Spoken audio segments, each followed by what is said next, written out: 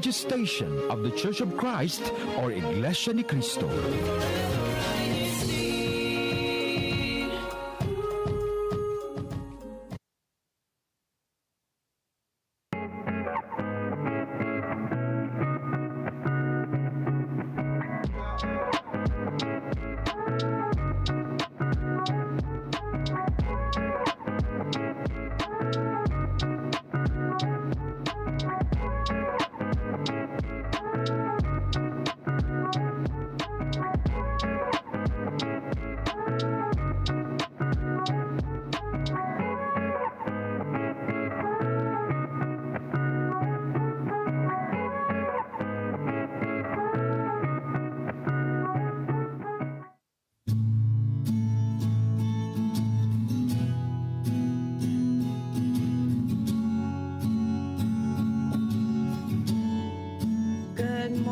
Good afternoon and good evening, everyone. Thank you for tuning in to another episode of INCRadio New York. I am Sister Abby Hidalgo, your host for today's episode. And with me today, we have another special guest that you've seen previously, but in different capacities. But it's Sister Gemma Sterba. And we're going to talk about eye strain. But in this digital era, we've been glued to one's devices, and it's considered normal, but because we're always looking at our phones or our computer screens, sometimes or a lot of times you find our eyes feeling a little bit strained. So we're going to talk again about eye strain. What is it? What causes it? How can we relieve it? And kind of some tips and tricks to relieve our eyes. So for our YouTube live chat, if you have any questions about eye strain, please feel free to write it, and our sister Gemma will try to answer them throughout the show. Okay, so we'll just get into it. So let's introduce our lovely guest. Hello, Sister Gemma. How are you doing today? Hello, everyone. I'm doing well, Sister Abby. It's good to be back here in INCradio New York. How's everyone doing? Everyone, I hope is doing well on this Saturday day. So it's it's not as hot as it's been. It does feel like fall. But yeah, so I guess we can get into it. So what is eye strain? Yes, so this is a very good topic, and we always have this is a very good question for a lot of our brethren viewers, because we are all exposed to a long period of focusing either close up or far away. So basically, yes, eye strain is caused by focusing your eyes for long periods of time to a specific task, either far away or up close. Because when you do that, we don't not able to take a break, so it's not enough blinking that when that happens, and that's pretty much the definition and what causes the eye strain. So a lot of the things that normally happens is when we are looking at our digital devices, right? So like looking at your computer screen, so like you guys watching us on your screen. That could be one, without taking breaks, especially if you're reading intensely, or reading on your screen intensely. So that also includes like looking at your smartphones, your tablets, or those who are gamers, gaming consoles. Also reading for a long period of time without taking breaks. That's also one cause of eye strain. Even driving for long distances for long periods of time. Lighting can also cause eye strain. Environment can also cause eye strain, such as sitting near a fan or heating system or air conditioning unit that's blowing dry or hot or cold air in your face. And there's also certain factors that can cause eye strain, such as if you're having any underlying eye problems like dry eyes or lack of sleep. If you're not getting enough sleep, you're tired, fatigue, that can also contribute to eye strain. So what are the symptoms of eye strain? So some common symptoms of eye strains are dry eyes is one, ache tired eyes behind your eyes, like a frontal ache, um, also sensitivity to light, tearing, burning sensations, some what we call foreign body sensation or dry eyes, redness of Mhm. the eye. What else? Yeah, fatigue. Like you're just sleepy, tired after reading a book. You feel like you cannot stay focused. You're not able to. The letters of the things that you're looking at are starting to look double. So those are also some signs of eye strain, eye fatigue. So how can we prevent eye strain? Is there a way to prevent it, or it's kind of just we have to, I don't want to say accept it, but it kind of sounds like it's a normal or it happens every so often. Yes, absolutely. It does happen pretty often because we can't avoid it. We admit it that we are exposed to a lot of smartphones nowadays, especially, right? A lot of us, especially after COVID, are doing a remote work. So there's more than ever that we do a lot of computer screen work. Our children at school is very common that they all have tablets and computers, right? Back in the days during my time, there's no such thing as computers at school. Okay, I'm throwing away my age, but now it's so different nowadays. It, Smartphones, or even, yeah, like back in the days, we don't even have smartphones. I mean, I don't know if, like, Sister Abby, you're still too young. um Having like beepers or like the regular flip phones, Nokias, and those were our cell phones back in the days. But now we carry this little computer in our pocket, our Mm. iPhones, or Android. They're like little computers in our own pocket, in small version of it. So we are doing a lot more exposure to screen as ever. So yes, you can't really avoid the symptoms of it. But there are definitely certain things that we can do to relieve the eye strain. So one common one is the the technique. So really taking a break is very important. So the 20-20 rule: every 20 minutes, look away at least for 20 seconds at 20 feet. So if you're in front of a computer, or if you're reading on your iPhone or Android, or if you're reading a good book, just be aware to take a break. Look away, look at the window, and blink a few times, and at least for a few seconds. That really helps alleviate some of those symptoms, right? And then also adjusting your lighting. So make sure that you're not reading under the dark.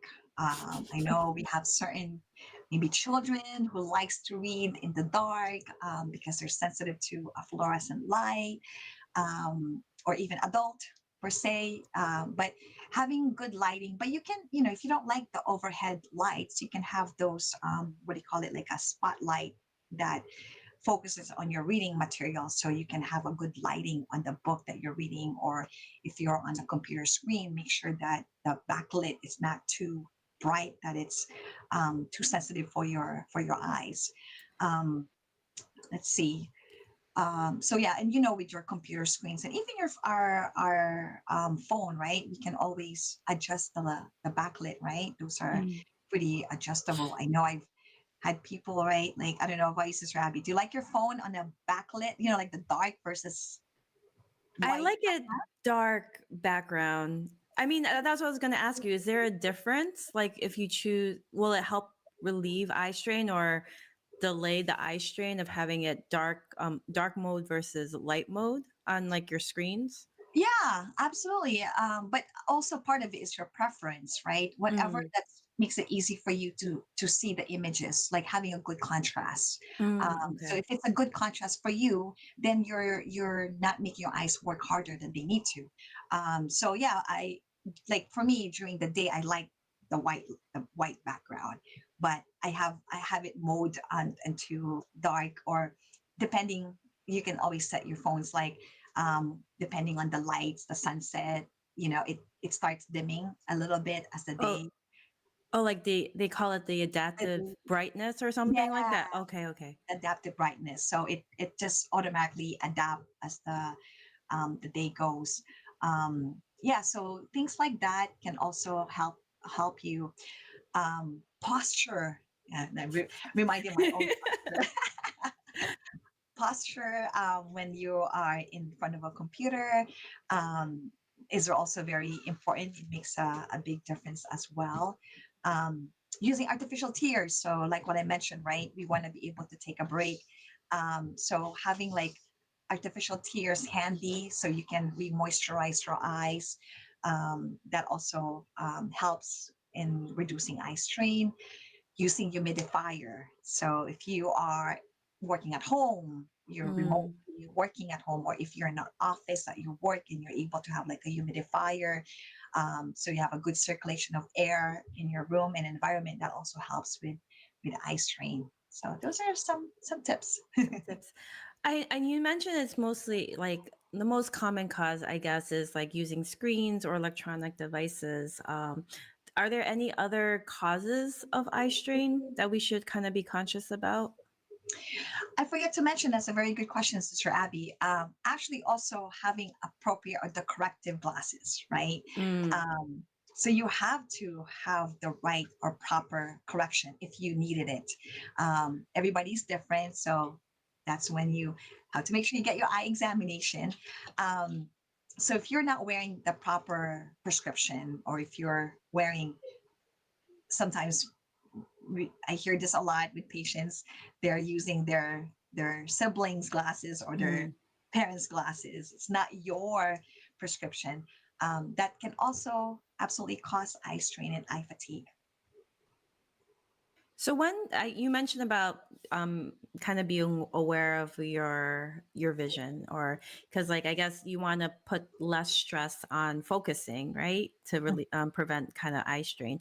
When should we actually start having our eyes checked as like a general health thing? You know, we go to Yeah, our primary care doctor for general health every year. What's the recommended age? I guess we should start like regularly going to like the eye doctor. that's a very good question. And I get this question a lot. And I love this question because I obviously am biased, right? Because I'm in the field. Yeah. I always say you got to at least have your first eye exam at infant.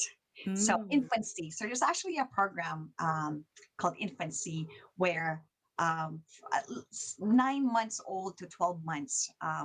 That's a really good start of a good eye exam. And why do we say that? There's certain things that we look out for at that age, just making sure that there's no congenital eye defect, disease problems, right? No pathology. The congenital cataract is one common that you can be detected as early, and the idea is that if we can detect it as early as we can, then there's something we can do about it, right? And of course, lazy eye, that's also a big thing. We want to be able to detect those at a very young age. You want to be able to know what's going to happen with the development of their vision, because it's critical for learning, right? Mm-hmm. So yes, that would be the first initial age that I would highly recommend. If everything looks good, then you can go every couple of years. So 3 years to 5 years before kindergarten, pre-K, kindergarten. So then we want to make sure that they are equipped, right? That our children is equipped to absorb learning. So we want to make sure that their vision is as best and as good as it can be, that there's no potential for needing for glasses, that their eye muscles is working together so they can really embrace and Mm-hmm. um, be able to have the full potential of learning. And then so it all kind of depends if there's any detection for glasses. So if they're already have to wear glasses at that age at early on, then obviously it will be like every year. But if their exams is pretty normal, then you can probably do it every couple of years. So it kind of then it became kind of varies, but definitely young age you want to have like a baseline measurement before school. Mm-hmm. That way you're setting your kids to success. If they need some reading glasses and they need some visual therapy because there's a sign of lazy eye or eye turn, then you know that they might be it might be challenging for them to learn to read because this might take them longer to read. Okay. So if you already know all of that for your kid, then you can um, put them into a certain program that will help your kid to be able to read better, quick, or based on their grade level or age. Then of course the adult, right? Definitely be able to have your regular checkup. So just as like what you mentioned, if we go get our yearly annual physical, we should also have our yearly annual eye exam Yeah. as well. Yeah. You know, you see a lot of kids like using devices and whatnot, and like um if should you like try to limit how long they should have screen time? I know sometimes they get bored, or you're busy and you want, or they're a lot of educational stuff are on like YouTube, or on videos, and on phones there's apps that you want like your kids to learn and whatnot. Like, should you limit how long they're on the screen? But hello, Amelia. Say hi. Hi. Hi, everybody. Hi. Hi. Yes, Sister Abby, I know what you mean. 'Cause I am guilty of it too, right? Because Amelia here also likes her electronics, iPad, um, and watching videos.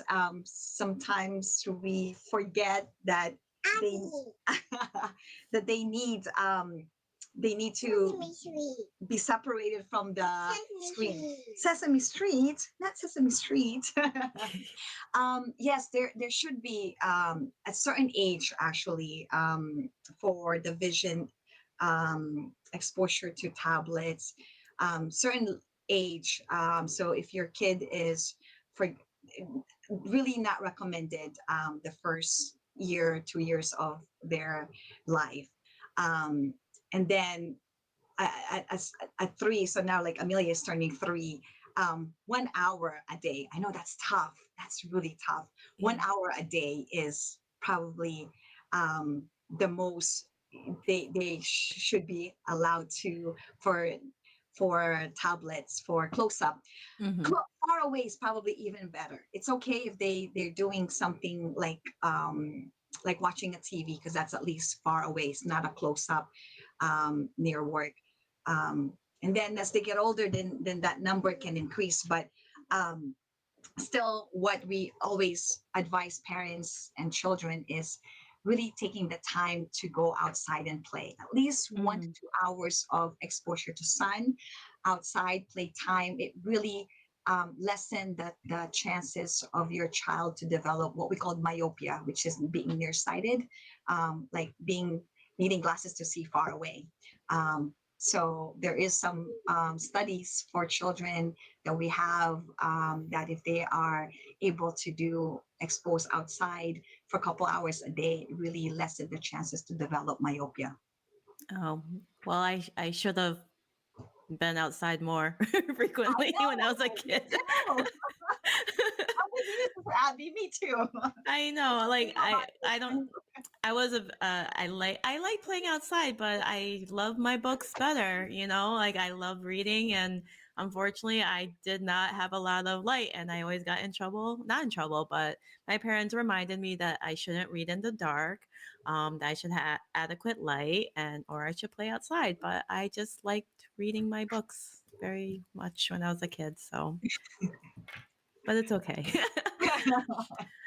All right. I know any like last minute tips or things that we should be aware of regarding eye strain, should we actually start putting a timer on our phone, like be that I guess intense about it so that we won't like hurt our eyes? I actually have mentioned that before to some patients, and yeah, it probably not a bad idea to set like a timer, especially if that's what you do for a living. You know, if you're sitting in front of a Mm. computer 5 days a week, 8 hours a day, um, it really reminds you to take a break, and then that will be the opportunity to like put eye drops if your eyes are getting dry, or stand up, walk around. You know, it's also good to have it as a nice mental break as well. So yeah, if a timer is what's going to help you, it's great. I mean, one last question. Are there any like long-term, I don't want to say damages or consequences if we don't like pay attention to our eyes? Like it's like, oh, my eyes are getting blurry or I feel like I'm getting eye strain, but I'm so focused, I want to get this done. Like what potentially could go wrong if we don't, I guess, listen to our eyes? We're like the fruit of that of what you just said, Sister Abby. Like if we didn't do it, that then you will end up like us. We're wearing glasses, Oh, right? okay. So it could be one, yeah, you might potentially end up needing to wear glasses. If you were like just a mild prescription in the beginning, then you become, it will increase. It could, but then you essentially become dependent on the glasses. I mean, that could be a not necessarily a too bad of a thing, right? I mean, if you don't mind wearing glasses, then maybe not too bad, right?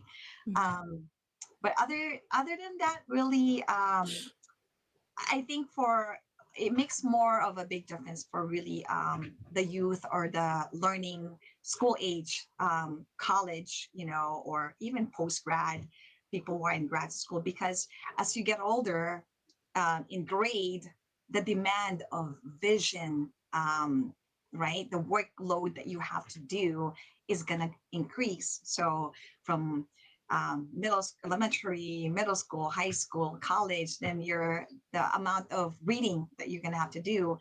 And then if you decide you want to go to post grad school, then more reading that you're going to have to do. So you want to, when you have, if you're taking it for granted, then your eye muscles are not going to be in good shape to keep up the focus, right? Keep up with the Mhm. demand of what you have to do reading. So you'll hear like there's certain maybe like no, even college students or post grad, like their eye muscles are not able to work together. So it's you know your eyes are a certain position when you're looking straight, when you're reading, they converge, what we call it. So it's using a lot of eye muscles to keep the focus. You'll hear, and maybe some of our viewers may have felt this, where after reading, how many of you like after reading for 30 minutes you're like getting sleepy, getting tired, the letters on the what you're reading are starting to be jungle, you know, like jungle, like Blurry. blurry, double vision kind of thing. And that's just because your eye muscles are not able to stay focused together, Mm. because we're taking it for granted. Yeah, the eye strain, the eye fatigue. So there's that long term, you know, and again, it's all about being able to keep up with the demand of how we use our eyes, right? With the work that we have to do. Is there any, you know how like you said your eye muscles get weak or they, get fatigued. Is there any eye exercises? You know how like we can like work out to become stronger like our regular muscles. Are there like any eye strengthening There exercises we is can do? actually, but it's more applicable to younger. Oh, okay. So that's what we call visual therapy. So if there's a diagnosis of what we call binocular vision disorders, meaning binocular, like your eye muscles are not able to work together, the capacity to hold certain focus is not to the max, and those are all can be detected during your eye exam at the younger age. There's a way that you can go into what we call visual therapy. There are also certain adults actually, but it's again like when I say it's mostly on a school age children, where they can do those therapy to strengthen their focus, so they can keep the focus, maintain it for a long period of time, and then Oh, they can okay. go look far away without having that delay, or what we call latency delay, from going far, close up, back and forth, that kind of thing. Okay. So it's kind of like once you lose it, once it's gone, it's kind of gone. It is harder when you're adult to correct anything. It's just, you know, it's just it just gets harder. It just gets harder. Okay. Very informative, very like I learned a lot regarding our eyes and our eye strain.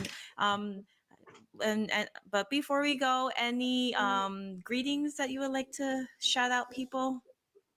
Yes. Well, first of all, thank you for having me, Sister Abby, and from the INC Radio New York team. Thank you for having me. Shout out to my family, Brother Cliff and Amelia here with me, and also my congregation, Wyndham and Cranston Extension. Shout out to all of our brethren who are listening. Hello to District of New York. And also advance happy birthday to this little one here. And how old you're gonna be, Amelia? 3. Oh, she's saying 3. 3. So yes, that's it. Thank you. All right, thank you, Sister Gemma. And now we're gonna go on to our next segment, where we're gonna announce our hashtag winners from last week. So the top 3 local congregations of our hashtag challenge is number 3 is Belmore. Congratulations, Belmore. Then Portland, Maine. I was about to say Portland, Oregon, but it's Portland, Maine. And number 1, it was tied. It's Boston and Londonderry. So congratulations to those local congregations and extensions. And our top hashtaggers are number 3 is Sister Sandy Ramos. Number 2 is Sister Lonnie, and our top hashtagger is Sister Maricel Jose. So congratulations, brethren. And for our upcoming activities for the District of New York, I know we just celebrated a lot of activities this past couple weeks, but we have we're going to celebrate the graduates. So the Christian Brotherhood International will have their baccalaureate activity tomorrow, August 25. So again, contact your local CFO officers or your CBI officers for further details and to sign up for this very exciting and activity.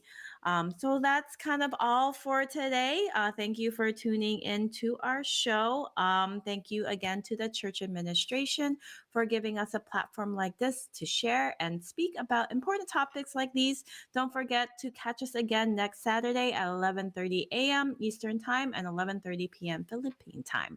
And greetings to our beloved Executive Minister, Brother Eduardo V. Manalo, and to our Christian Family Organization Coordinator and Subsea President, Brother Angelo Arano Manalo, and to our District Minister, Brother Sheridan Santos, our Assistant District Minister, Brother Neil Patrick Omalda, and our District Multimedia Advisor, Brother J.R. Resurrection. That brings us to the end of our show.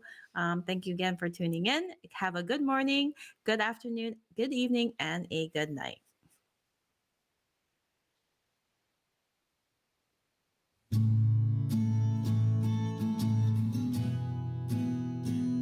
Happy birthday, Amelia. No kiss. Thank you. Thank you. Abby. Thank you, Auntie Abby. Thank you, everybody. Thank you, everybody.